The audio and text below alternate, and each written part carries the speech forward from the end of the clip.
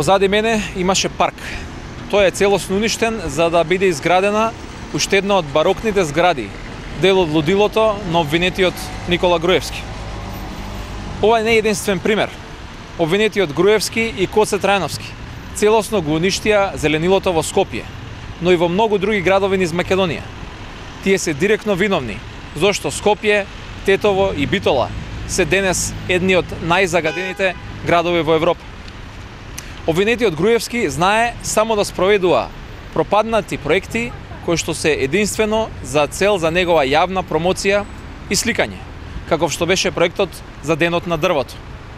Најдобар доказ за тоа е соголената Скопска Црна Гора, која што за жал беше една од главните причини за поплавите во Скопје на 6 август.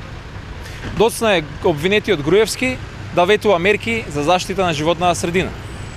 Впрочем, и во делот на гасификацијата, само Струмица и Куманово се единствените гасифицирани градови во Македонија. Градови кои што се под контрола на градоначалници од СДСМ.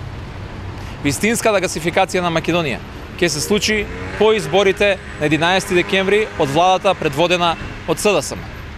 И на крајот, ако обвинетиот Груевски навистина веруваше во електрични автомобили и самиот ќе нарачаше еден, наместо да нарачува луксузни мерцедеси од 600.000 евра.